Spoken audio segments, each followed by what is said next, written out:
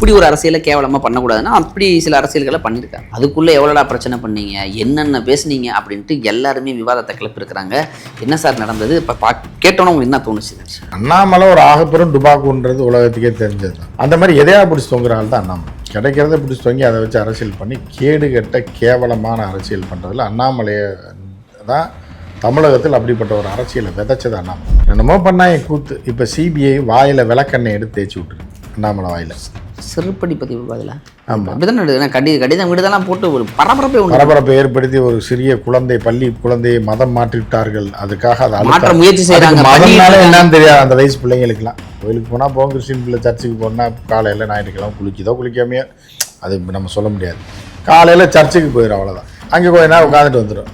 இந்து பிள்ளை என்ன சரி அம்மா கோயிலுக்கு கூப்பிட்றாங்கன்னு இங்கே தட்டை பிடிப்பா அப்படின்னு சொல்லி கூடயே போயிட்டு வரும். சும்மா ப்ரேயர்லாம் பண்ணுவாங்க, அதெல்லாம் கேஷுவலாக நல்லா இருக்கும். முஸ்லீம் பிள்ளைங்க வீட்டில் தொழுகும். அது டீப்பாக தெரியாது. அந்த பிள்ளை அவ்வளோ ஆழமாக பார்த்து நீ மதம் மாற்றி கிறிஸ்துவர்களை மாற்ற போகிறாங்கன்னு சொல்லி உனக்கு மான வெக்க ரோஸாக இருந்தால் நீ மருந்து குடிக்க வேணாம், நீ அரசியல் விட்டு விலகிருக்க வேணாம். உங்க toilet cleaner bison toilet cleaner குவாலிட்டியை விட பெட்டர்னு நிரூபிச்சா உங்க மொத்த பணமும் ரீஃபண்ட். பைசன் டாய்லெட் கிளீனர் இப்போது 79 ரூபாயில்.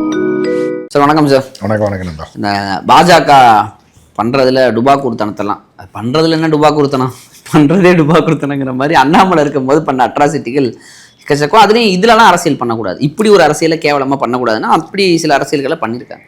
ஒரு மாணவி இறந்த விவகாரம் எல்லாருக்கும் நினைவு இருக்கும். அந்த 2022 மாணவி பேர்லாம் வேணாம், மதமாற்றம் பண்ண முயற்சி பண்ணாங்க. அந்த அழுத்தத்தின் பேரில் அந்த மாணவி இறந்து போனதாக சொல்லி பரப்பப்பட்ட செய்தி, நடந்த சம்பவங்கள் எல்லாரும் அறிந்தது. இப்போ அது அப்படியெல்லாம் எதுவுமே நடக்கலை அப்படின்னு சிபிஐ தாக்கல் செஞ்சுருக்கிறாங்க உச்சநீதிமன்றத்தில்.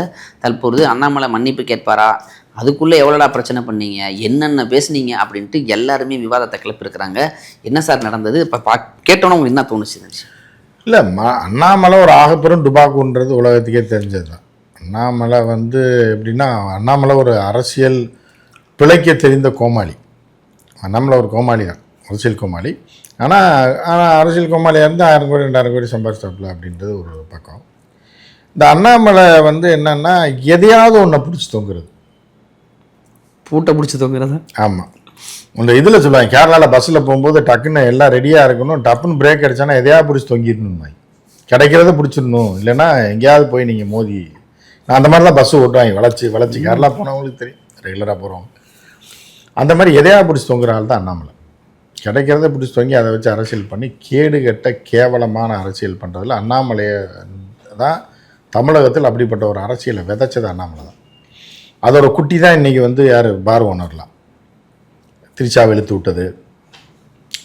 அதே மாதிரி செத்தானா நல்லது ராசின்னு சொன்னது. இந்த மாதிரி கேடுகட்ட அரசியல், அப்புறம் தமிழிசையோட கேடுகட்ட அரசியல், இதுக்கெல்லாம் முன்னோடி யாருன்னா அண்ணாமலை தான். இவ்வளோ கேவலமாக பேசினா மட்டும்தான் காசை கொடுத்தீங்கன்னா டிவிக்காரன் போடுவான் லைவு. நம்ம எதை வேணாலும் சொல்லலாம், காசு கொடுத்துட்டோம்னா லைவ் போடுவான், லைவில் எதை வேணாலும் சொல்லிவிட்டோம்னா மக்கள்கிட்ட ரீச் ஆகும், மக்கள்கிட்ட ரீச் ஆனால் நம்ம பெரிய தலைவன் ஆயிடலாம், தலைவன் ஆனால் சிஎம் ஆயிடலாம், சிஎம் ஆனால் பிஎம் ஆயிடலான்றது தான் அண்ணாமலையோட இது. அடுத்த பிஎம் நீங்கள் தான் அப்படின்ற ரேஞ்சு கொண்டு போனாங்க. அண்ணாமலை மாதிரி ஆகப்பெரும் சூர மக்கள் டுபாக்கூரை இந்த உலகத்திலே பார்க்க முடியாது. நான் செருப்பு போட மாட்டேன் முட்டா பசங்க என்னென்னா செருப்பு போட மாட்டேன்னு சொல்லி இதை நம்பிட்டு நாதாரிங்க பூரா பின்னாடி போகுது. சாட்டை எடுத்து அப்புறம் ஏன் செருப்பு போட்டேன் அப்படின்னு பார்த்தா இல்லை நைனார் கேட்டுக்கிட்டு ஒன்று கட்சி தொண்டர் கேட்டுக்கிட்டு தான் இருப்பான். நீ மானம் இல்லை, மானம் கெட்டவன், நீ என்ன பண்ணுவ? திமுக தோற்றதுக்கு அப்புறம் தான் நீ செருப்பை போட்டிருக்கணும். நீ காருக்குள்ளே செருப்பை போடுறதுன்னா அப்படி ஒரு கோமாளித்தனத்தை பண்ணாங்க. அதுக்கு காசை கொடுத்து யூடியூப்காரன் பூரா லைவ். புரியுதா உங்களுக்கு? உங்கள் நண்பர் உட்பட. ஆமாம் நண்பன் தெளிவான ஆள். நீ ஊரடிச்சு ஒலையில் போட்டேன்னா உன்னை அடித்து ஒல்லையில் போடுறேன்ற கதை தான் நண்பன் பண்ணுறது. ஊர்லாம் 10,000 எத்தனாயிரம் கோடி வேணாலும் வாங்கிக்க, எனக்கு 10 லட்ச ரூபா கொடு, நான் லைவ் போடுறேன் அப்படின்ற மாதிரி தான். அப்புறம் தயிர் சாதம் கோபால்னு டெல்லியில் இடைப்பட்ட காலத்தில் அந்த மனுஷன் ரிட்டையர்ட் ஆகிட்டாப்புல. ரிட்டையர்ட் ஆகி மருமகளுக்கு பாலுகள் வாங்கி கொடுத்துட்டு காலங்காத்தால டெல்லி குளூரில் போர்வையை போட்டுட்டு தலையில் ஒரு குள்ளாக போட்டுட்டு இப்படி நான் பார்த்துருக்கேன் டெல்லியில். நான் கோபால் எப்படி இருக்கே இல்லை அப்படின்னா நன்னா இருக்கேன், என்ன பண்ணுறேன் அப்படின்ற மாதிரி முடிச்சிட்டாப்பு. நம்ம வாழ்க்கை முடிஞ்சு இன்னும் எப்போ சாக போகிறோன்ற மாதிரி இருந்தாலும் யூடியூப் பாருங்கள், மூத்த பத்திரிகையாளர் தேவை அப்படின்னு போட்டாங்க. உடனே வீட்டில் இருக்க எழுப்பி விட்டாங்க. மூத்த பத்திரிகையாளருக்கு தேவைன்னா நீ போ, ஏன்னா மூத்த பத்திரிகையாளர் வயசு ஆக ஆக வேல்யூ. மூத்த பத்திரிகையாளர் தெரியுமா உங்களுக்கு? அனுபவம் ஏற ஏற ஏற ஏற படிக்க படிக்க பாப்பாவோட பாவாடை ஏறிக்கிட்டே இருக்கணும். எதில்? படத்துல இந்த இதில் பாரதி ராஜா படத்தில் வந்து ராதா வருவா. படிக்க போகும்போது இந்த பாவாடை தவணி போட்டு போகும். லீவுக்கு வரும்போது குட்டப்பாவாடை போட்டு வரும். அப்போ கார்த்திக்கு மணிவண்ணன் ஒரு டைலாக் வச்சுருப்பாப்புல, டேய் பாப்பா படிக்க படிக்க பாவாடை ஏறிக்கிட்டே இருக்குடோய் அப்படின்னு. அந்த மாதிரி இந்த தயிர் சாதம் பழசாக ஆக புளிச்சு போயிடும். அதுக்கப்புறம் மாங்காயெல்லாம் அறுத்து போட்டு தாளித்து அதை ஃப்ரெஷ்ஷாக கொடுப்பாங்கல்ல, அந்த மாதிரி அந்த தயிர் சாதத்தை கூப்பிட்டு வந்துட்டாங்க. வந்தவொடனே முதல்ல கேட்டிருக்காப்புல என்ன பேசணும்னு. வாய்க்கு வந்தது எப்பயும் பேசுகிறேன் இல்லை வீட்டில், அதே மாதிரி பேசும் போட்டிருக்கேன். திமுக நாசமாக போயிடும், இது தமிழ்நாட்டில் இதாகிடும், பிஜேபி ஆட்சி அமைச்சிரும், இந்த மாதிரி ஏதாவது ஒன்று பேசுங்க. எவ்வளோ தருவையில் இருக்காங்க? ஒரு 1500 தரோன்னு. அதை இறக்குமதி செஞ்சது நம்ம நண்பன் தான். வயசான மனுஷன் கூட பாவம்னு பார்க்காம 1500 கொடுத்துட்டு 1 hour எடுக்கிறது. இதில் ஆன்லைனில் நான் அங்கேயே செட்டில் ஆகிறேன்னு இருக்கார். 1500 டெய்லி வந்துச்சுன்னா மாதம் 40,000 வந்து நான் அங்கேயே ஒரு ரூம் பார்த்து இருந்துக்கிறேன், குடும்பம் அங்கே இருக்கட்டும்னு. ஐஷா, நீங்கள் டெல்லியில் இருந்தால் தான் உங்களுக்கு வேல்யூ. அங்கே இருந்து அந்த பேரை சொன்னா வேல்யூ. டெல்லி கோபால் அப்படின்னா தான் தைச்சாத கோபாலுக்கு தெரியும். இங்கே வந்துட்டு இல்லைன்னா அது தெரியாது அப்படின்னு சொல்லி அப்புறம் அங்கே வச்சே எடுத்திருக்காங்க. எடுத்து உயிர் போகிற அளவுக்கு ஒரு நாளில் 3/4 மணி நேரம் இருமி எடுத்திருக்காங்க. ஸோ இந்த மாதிரி ஆட்கள் இவங்க ஒரு பக்கம். நீங்கள் பூஸ்டப் அண்ணாமலை பிரதமராக போகிறாரு அப்படின்னு. அப்புறம் நம்ம நண்பர் தெரிஞ்சவர் தான் ஒருத்தர் இருந்தார். அவர் ஒரு சேனல் வச்சுருக்காரு. அவர் ஒரு பக்கம் ஆற்றுவார், பேமெண்ட் வாங்கிட்டு. இல்லை மாறி மாறி குத்திருக்காங்க. வச்சு குத்தி அண்ணாமலை சவுக்கு எடுத்து அடித்து சாட்டை எடுத்து பிச்சை எடுக்க விட்டு அது 4வது அடியில் போய் ஒருத்தர் கட்டி பிடிச்சி. ஆமாம், ஒருத்த கட்டி பிடிச்சி வேணாண்ணா வேணாண்ணான்னு சொல்லி என்னமோ பண்ணா என் கூத்து. இப்போ சிபிஐ வாயில் விளக்கெண்ணெய் எடுத்து தேய்ச்சி விட்டுருக்கு அண்ணாமலை வாயில். சிறுப்படி பற்றி பதில். ஆமாம், அப்படிதான் கடிதம் விடுதெல்லாம் போட்டு ஒரு பரபரப்பை ஏற்படுத்தி ஒரு சிறிய குழந்தை, பள்ளி குழந்தையை மதம் மாற்றி விட்டார்கள். அதுக்காக அதை மாற்ற முயற்சி செய்கிறாங்க. மதம்னால என்னன்னு தெரியாது அந்த வயசு பிள்ளைங்களுக்குலாம். கோயிலுக்கு போனால் போகும், கிறிஸ்டின் பிள்ளை சர்ச்சுக்கு போனால் காலையில் ஞாயிற்றுக்கிழமை குளிக்குதோ குளிக்காமையோ அது நம்ம சொல்ல முடியாது. காலையில் சர்ச்சுக்கு போயிடும், அவ்வளோதான். அங்கே கொஞ்ச நேரம் உட்காந்துட்டு வந்துடும். இந்து பிள்ளைங்கன்னா சரி அம்மா கோயிலுக்கு கூப்பிட்றாங்கன்னு தட்டை பிடிப்பான் அப்படின்னு சொல்லி கூடயே போயிட்டு வரும். ஏன் நிறைய சும்மா ப்ரேயர்லாம் பண்ணுவாங்க, அதெல்லாம் கேஷுவலாக எல்லாருக்கும். முஸ்லீம் பிள்ளைங்க வீட்டில் தொழுகும், அது டீப்பாக தெரியாது. அந்த பிள்ளை வந்து அவ்வளோ ஆழமாக பார்த்து நீ மதம் மாற்றி கிறிஸ்துவரை மாற்ற போகிறாங்கன்னு சொல்லி மதம் மாத்திரம் இருக்கானா இல்லையானா இருக்கா, அது வேறு விஷயம். இந்த பிள்ளை விஷயத்தில் இல்லை. அது அதை பூஸ்டப் பண்ணி பெரிய போராட்டம் பண்ணி ஆர்ப்பாட்டம் பண்ணி சாலை மறியல் பண்ணி கடைசியில் வழக்கை சிபிஐக்கே போகணும். தமிழ்நாடு அரசு சரியாக விசாரிக்க. இப்போது சிபிஐ இப்போ ஒரு செருப்பை கப்பை கொடுத்து இன்னொரு செருப்பில் அடிச்சிருப்ப. இப்போ நீ இதுக்கு என்ன பதில் சொல்கிற? நீ அன்னைக்கு என்ன சொன்னால் மதம் மாத்திராயின்னு சொன்னேன், அதனால் அந்த பிள்ளை செத்து போச்சுன்னு. பாவம். அதை வச்சு ஒரு அரசியலே பண்ணாங்க. பெரிய அரசியல் பண்ணி பெரிய ஒரு கலவரத்தை உண்டு பண்ணுற பிளான் முயற்சி பண்ணாங்க. என்ன இன்னைக்கு உங்ககிட்ட கண்ட்ரோலில் இருக்க சிபிஐ, உங்கள் மத்திய கண்ட்ரோலில் இருக்க சிபிஐ உண்மை விசாரிச்சு அப்படிலாம் இல்லைன்னு. உனக்கு மான வெக்க ரோசாக இருந்தால் நீ மறந்து குடிக்க வேணாம், நீ அரசியல் விட்டு விலகிருக்க வேணாம்.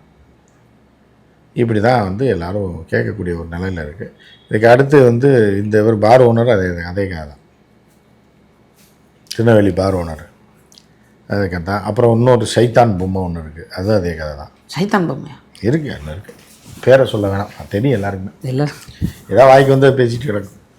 அந்த மாதிரி இது எல்லாமே டுபாகூர் தான். இப்போ எப்படி சார் இப்போ இந்த விஷயத்தை பொறுத்தவரை இப்போ சிபிஐ வேணும் ஆகுனா எப்படி இங்கே தமிழ்நாடு காவல்துறை நம்பாமல் அப்புறம் சிபிசிஐ நம்ம தான் விஜய் மாட்டினது புதுசாக ஒழுங்காக காவல்துறை விசாரிச்சிருந்தா கூட விஜய் விட்டுருப்பாங்க. சரி போய் தொலைது ஒரு தலைவனாக ஃபார்ம் ஆகிட்டாப்புல ஒரு படத்திலலாம் நடித்து ஒரு பெரிய ஆளாக விட்டுருப்பாங்க. உள்ளூர் தம்பி சரி ரைட் ஓகே கிட்ட தமிழை போய் தொலைகிறான் பார்த்துங்க. ஆமாம் அப்படின்னு கூட விட்டுருப்பாங்க. இப்போ சிபிஐ கொண்டு முதலே வாய் குறவலையாக போட்டுச்சு. நேற்று தான் ஆப்பிரிக்காவிலேருந்து ஒரு நண்பர் சொல்லியிருந்தார். அந்த எத்தியோப்பியாவில் ஏரிகள் நிறையா இருக்கு, பூரா முதலைகள்லாம் இருக்குமா. அந்த ஊருக்காரன் முதலைக்கு பயப்படவே மாட்டானா. முதலை மேலே ஏறி விளையாடுமா பிள்ளைங்கள்லாம். ஒரு முதலை கூட மனிதர்களை கடித்து தின்னதே கிடையாது, கடித்ததே கிடையாது. அதுக்கு ஒரு டெக்னிக் சொன்னார். எப்படிங்க அது அப்படின்னா, ஆம்பளை பையங்களாக இருந்தால் சின்ன வயசுலேயே குப்பரை படுக்க போட்டு முதுகில் வந்து பிளேடை வச்சு கிழிச்சு விட்ருவாங்க. ஏன் சார் அப்படி? கிழிச்சு விட்டா அந்த புண்ணு ஆறதுக்கு 10 நாள் ஆனோடனே பொழந்து போயிருமா. எது முதுகில் பிளேடை வச்சு கிழிச்சு விட்டா, ஆதிவாசிகள் கிழிச்சு விட்டிங்கன்னா ஒரு மொக்கையாக ஆயிரும், பொழந்துரும்ல. அது புண்ணு 10 நாள் ஆறினோடனே அது பார்க்கும்போது முதல்ல குட்டி மாதிரி ஆயிடுவான். நாங்கள் முதுகை பார்க்கும் ஆமாம் பின்னாடி சொல்ல. அப்போ அந்த முதல்ல என்ன நினைக்கும்னா இது நம்ம இனத்தை சேர்ந்தவன்னு சொல்லி அவனை கடிக்காத திங்காத. புரியுதா?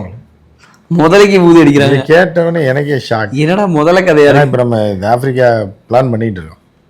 அடுத்து ஒரு எக்ஸ்க்ளூசிவ் ஒன்று பண்ண போறீங்க. ஆமாம், அதுக்கு பிளான் பண்ணிட்டு பேசிட்டு இருக்கும்போது இந்த மாதிரி எக்ஸ்க்ளூசிவான தகவலை கேட்டால் எனக்கே ஷாக். என்னடா மனுஷனை குறுக்க படுக்க போட்டு பிளேடை வச்சு கிழிச்சு அதை முதலிட்ட காட்டிடுவாங்க. புண்ணை ஆற்றி மொக்கையாக ஆயிரும்ல. இப்போ பிளேடில் கிழிச்சாலே எப்படி மொக்கையாக ஒரு கோடு மாதிரி செதில் மாதிரி, அது வந்து முதுகில் 3-4 கோடு போட்டிங்கன்னா செதிலாக மாறினோடனே முதல்ல தன்னோட இனத்தாள்னு நினைக்குதுன்னு சொல்லி இவங்க நம்பி இன்னைக்கு வரைக்கும் பண்ணிகிட்டு இருக்காங்களாம், ஆம்பளை பையங்களுக்கு மட்டும். ஸோ இந்த மாதிரி தான் இது.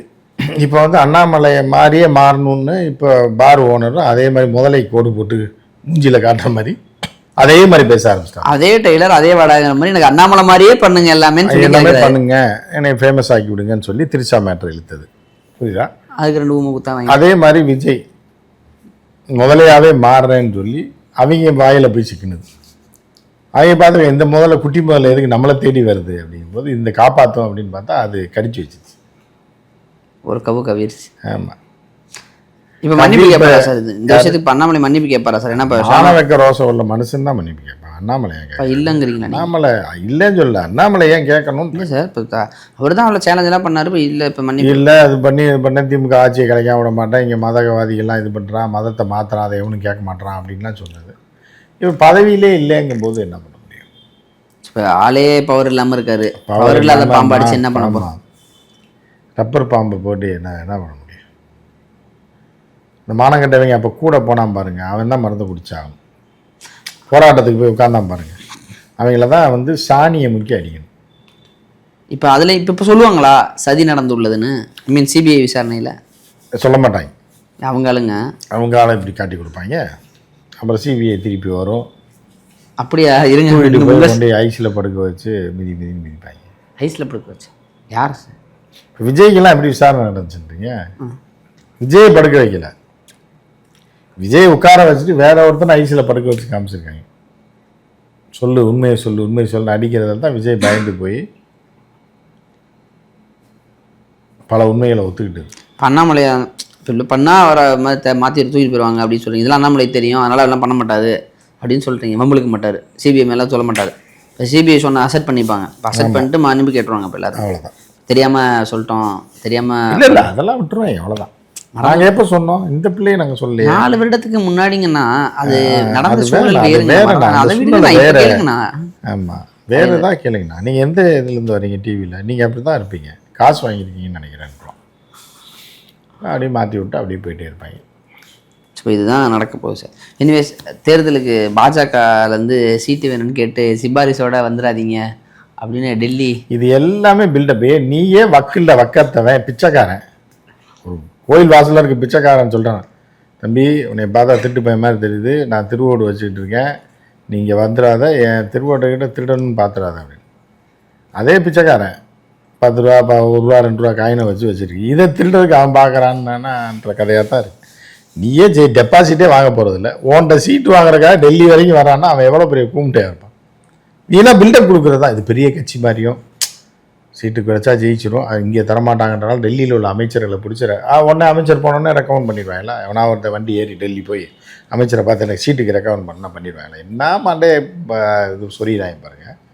இந்த ரூபா கொடுங்க பூரா ஆகாவலிங்க, இல்லாத ஒன்று இருக்கிற மாதிரி காமிச்சு அதை நீ தம்பி இது பண்ணிடுறா, தம்பி வராதிங்க, ஏன் வர்றீங்க, என்ன ஏன் பார்க்க வர்றீங்கன்னு சொல்கிறேன் அப்படின்னா வான்னு அர்த்தம். ஆமாம், அப்போ யாருமே வரல வாங்கடா அப்படின்னு அர்த்தம். நான் யாருக்கும் பொண்ணு கொடுக்கல தம்பி, நாங்கள் யாருமே என் பொண்ணை கட்டி கொடுக்குற மாதிரி இல்லைன்னு வாங்கி. அது யார் அப்படின்னா அது பேர் வந்து அந்த இதை படத்தில் சொல்லாங்க, ஸ்னேகான்னு அந்த பேரை கேட்டு தான் மாதிரி இருக்கும். ஆனால் அவங்க அப்போ சொல்லுவான், யாரும் நான் பொண்ணு கொடுக்குற மாதிரி இல்லை, யாரும் கேட்டு வந்துடாதீங்க அப்படின்னா அவனை யாரும் கேட்டு வரலன்னு அர்த்தம். புரியுது? அந்த மாதிரி தான் பிஜேபி நிலைமை போயிட்டுருக்குங்கிறீங்க. இப்போ நீங்கள் சொன்ன மாதிரி இந்த இந்த இஷ்யூ நான் 2022 இருக்கு சார், 4 வருஷத்துக்கு முன்னாடி பயங்கர பேசு பொருளாக மாற்றிடலாம்னு நினைத்து ஒரு 3 நாள் ஒரு வாரம் அப்படியே பதட்டத்திலே வச்சுருந்தாங்க. அந்த சூழலில் சிபிஐயே சொல்லியிருக்கு இதுக்கு என்னதான் ரியாக்ஷன் பண்ணுறாங்க, இதுக்கு ரியாக்ஷன் பண்ணுவாங்களா அப்படிங்கிறத நம்ம பொறுத்து. ரியாக்ஷன்லாம் பண்ண மாட்டேன், ஓடி போயிடுவேன், அவ்வளோதான், கதை முடிஞ்சு போச்சு அவ்வளோதான். சார் ஒரு சைடு போனால் காலை வெட்டிடுவாங்கிறாங்க, இன்னொரு சைடு பார்த்தா அவமானமாக போச்சு, அதுக்கு சம்மந்தம் இல்லைங்க அப்படின்னு சொல்லி முடிச்சிட்டாங்க, இன்னொரு சைடு பார்த்தா மதிக்க மாட்டுறாங்க, நாலாபுரமும் அடி, ரொம்ப சோதனை தான். நைனா ஏற்கனவே நொந்து போயிருக்காப்புல, ராஜா பகவத் மாதிரி வாழ்ந்தவரை ரொம்ப டேமேஜ் பண்ணிட்டுருக்காங்க சார். நெக்ஸ்ட் பொறுத்து வந்து பார்ப்போம் சார். நேரம் கொடுத்ததற்கு நன்றி சார்.